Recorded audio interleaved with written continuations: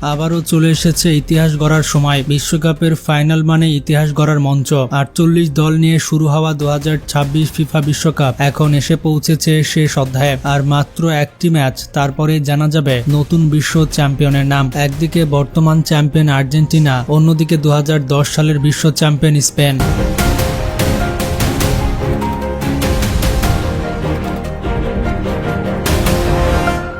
একটি জয় মানে বিশ্বকাপ ট্রফি, আর একটি হার মানে স্বপ্নভঙ্গ।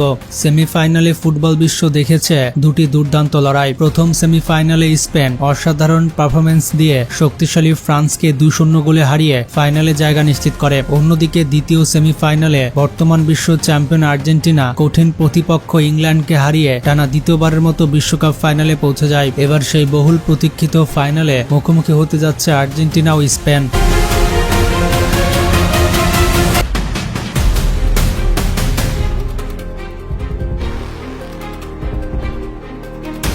একদিকে বর্তমান বিশ্ব চ্যাম্পিয়ন আর্জেন্টিনার অভিজ্ঞতা, দুর্দান্ত টিম কেমিস্ট্রি, সৃজনশীল মিডফিল্ড এবং ধারালো আক্রমণ ভাগ। অন্যদিকে স্পেনের বল দখলের ফুটবল, নিখুঁত পাসিং, সংগঠিত ডিফেন্স এবং তরুণ ও অভিজ্ঞ খেলোয়াড়দের অসাধারণ সমন্বয়। তাহলে কে জিতবে 2026 ফিফা বিশ্বকাপ? কে উঁচিয়ে ধরবে ফুটবল বিশ্বের সবথেকে কাঙ্ক্ষিত ট্রফি? আজকের ভিডিওতে আপনারা জানতে পারবেন আর্জেন্টিনা নাকি স্পেন, কে বেশি শক্তিশালী, হেড টু হেড পরিসংখ্যানে কে এগিয়ে, আর কোন দলের জয়ের সম্ভাবনা বেশি। প্রথমে আসা যাক আর্জেন্টিনা বনাম স্পেনের ম্যাচের সময়সূচি। ফিফা বিশ্বকাপ 2026-এর ফাইনাল ম্যাচ আর্জেন্টিনা বনাম স্পেন অনুষ্ঠিত হবে 19 জুলাই 2026 বাংলাদেশ সময় 20 জুলাই রাত 1টায়। ম্যাচটি অনুষ্ঠিত হবে নিউ জার্সি স্টেডিয়াম, যুক্তরাষ্ট্রে। এবার আসা যাক আর্জেন্টিনা বনাম স্পেন হেড টু হেড পরিসংখ্যান। আর্জেন্টিনা ও স্পেন আন্তর্জাতিক ফুটবলে এখনো পর্যন্ত 14 বার মুখোমুখি হয়েছে।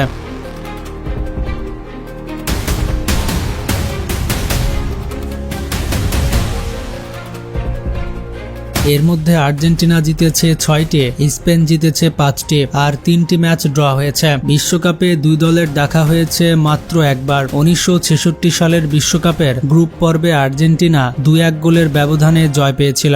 যদি সর্বশেষ 5টি ম্যাচের ফলাফলের কথা বলে, তাহলে সর্বশেষ 5 দেখায় দুই দলের লড়াই ছিল বেশ সমান সমান। এই 5টি ম্যাচে আর্জেন্টিনা জিতেছে 2টি, স্পেন জিতেছে 2টি, আর একটি ম্যাচ ড্র হয়েছে। দুই দলের সর্বশেষ মুখোমুখি হয় 28 মার্চ 2018 সালে একটি প্রীতি ম্যাচে। সেই ম্যাচে স্পেন 6-1 গোলের বিশাল জয় পায়, সব থেকে বড় জয়। স্পেনের বিপক্ষে আর্জেন্টিনার সব থেকে বড় জয় 4-1 গোলের। ম্যাচটি অনুষ্ঠিত হয় 14 ডিসেম্বর 1972 সালে একটি আন্তর্জাতিক প্রীতি ম্যাচে। অন্যদিকে আর্জেন্টিনার বিপক্ষে স্পেনের সব থেকে বড় জয় 6-1 গোলের। ম্যাচটি অনুষ্ঠিত হয় 27 মার্চ 2018 সালে একটি আন্তর্জাতিক প্রীতি ম্যাচে। আর্জেন্টিনার শেষ 3 ম্যাচ আর্জেন্টিনা দুর্দান্ত ফর্মে রয়েছে। রাউন্ড অফ 16তে মিশরকে 3-2 গোলে হারানোর পর কোয়ার্টার ফাইনালে সুইজারল্যান্ডকে 3-1 গোলে পরাজিত করে আর্জেন্টিনা সেমিফাইনালে ওঠে। এরপর সেমিফাইনালে শক্তিশালী ইংল্যান্ডকে হারিয়ে ফাইনালে জায়গা নিশ্চিত করে। শেষ 3 ম্যাচে আর্জেন্টিনার আক্রমণ ভাগ ছিল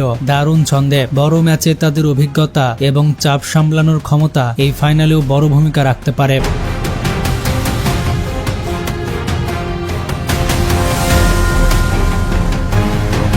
স্পেনের শেষ 3টি ম্যাচ স্পেনও অসাধারণ ফর্মে রয়েছে। রাউন্ড অফ 16তে পর্তুগালকে 1-0 গোলে হারানোর পর কোয়ার্টার ফাইনালে বেলজিয়ামকে 2-1 গোলে পরাজিত করে সেমিফাইনালে ওঠে তারা। এরপর ফ্রান্সকে 2-0 গোলে হারিয়ে ফাইনাল নিশ্চিত করে। শেষ 3 ম্যাচে স্পেনের ডিফেন্স যেমন শক্তিশালী ছিল, তেমনি আক্রমণ ভাগও ছিল কার্যকর। বড় ম্যাচে তাদের আত্মবিশ্বাস এখন তুঙ্গে। যদি এখন ম্যাচ প্রেডিকশন করি, তাহলে এটি এমন একটি ম্যাচ যেখানে একটি মুহূর্তে বদলে দিতে পারে পুরো ইতিহাস।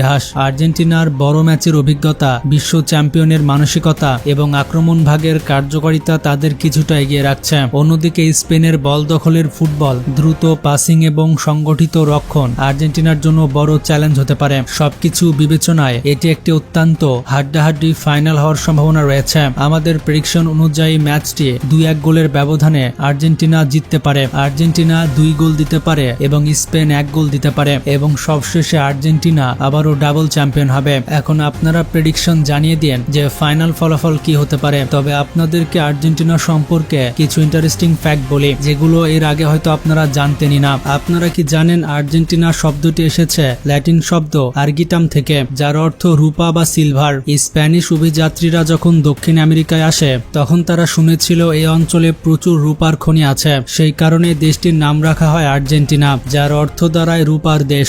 যদিও পরে দেখা যায় রূপার চেয়ে এই দেশে বেশি বিখ্যাত হয়ে উঠেছে ফুটবলের জন্য। আর্জেন্টিনা বিশ্বের অন্যতম সফল জাতীয় দল। এই দলটি জিতেছে 3টি বিশ্বকাপ, 1978 সালে, 1986 সালে এবং 2022 সালে। মোট 16টি কোপা আমেরিকা জিতেছে, একটি ফিফা কনফেডারেশনস কাপ, 2টি অলিম্পিক স্বর্ণপদক, একটি ফাইনালিসিমা। অর্থাৎ আন্তর্জাতিক ফুটবলে আর্জেন্টিনা বিশ্বের সবথেকে সফল দেশগুলোর একটি। নীল সাদা জার্সির রহস্য। আর্জেন্টিনার জার্সি নীল সাদা রং শুধু সৌন্দর্যের জন্য নয়, এই রং এসেছে দেশের জাতীয় পতাকা থেকে। অনেকের মতে এই রং আকাশ ও মেঘের প্রতীক, তাই যখন আর্জেন্টিনা মাঠে নামে তখন মনে হয় যেন পুরো দেশের পতাকায় মাঠে নেমেছে। বিশ্বের এমন খুবই কম দেশ আছে যারা একসঙ্গে 2 জন সর্বকালের সেরা ফুটবলার উপহার দিয়েছে। এই দেশ থেকে উঠে এসেছেন দিয়াগো ম্যারাডোনা এবং লিওনেল মেসি। একজন 1986 সালে বিশ্বকাপ এনে দিয়েছেন আর অন্যজন 2022 সালে 36 বছরের অপেক্ষার অবসান ঘটিয়েছেন। আজ লিওনেল মেসিকে দেখলে মনে হয় তিনি জন্ম থেকে আর্জেন্টিনা নায়ক ছিলেন, কিন্তু বাস্তবতা ছিল সম্পূর্ণ ভিন্ন। মাত্র 13 বছর বয়সে চিকিৎসার জন্য তিনি স্পেনে চলে যান। এরপর প্রায় পুরো ক্যারিয়ারই কাটান বার্সেলোনায়। এতটাই যে একসময় অনেকেই বলতেন মেসি স্পেনের হয়ে খেললে হয়তো আরো সহজে ট্রফি জিততে পারতেন, কিন্তু মেসি কখনো নিজের দেশ ছেড়ে যাননি। তিনি বলেছিলেন, আমি যতই কষ্ট পাই আর্জেন্টিনার জার্সি ছেড়ে কখনো যাব না। 2016 সালে কোপা আমেরিকা ফাইনালে চিলির কাছে হেরে পেনাল্টি মিস করার পর মেসি কান্না করতে করতে আন্তর্জাতিক ফুটবল থেকে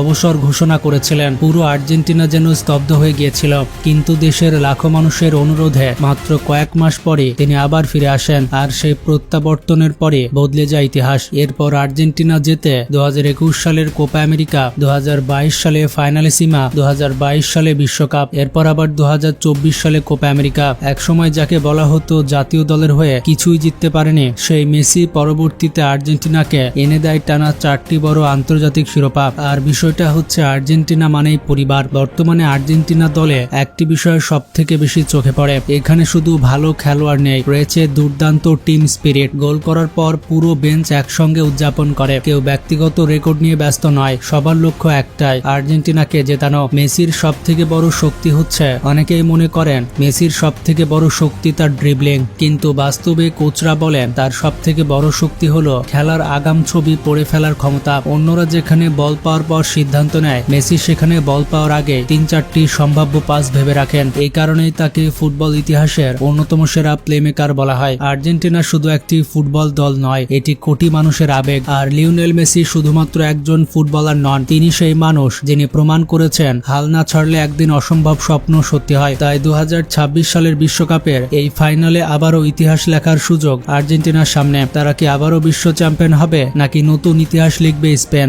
আপনার মতামত অবশ্যই কমেন্টে জানাতে ভুলবেন না। তো ভালো থাকবেন, টেক কেয়ার।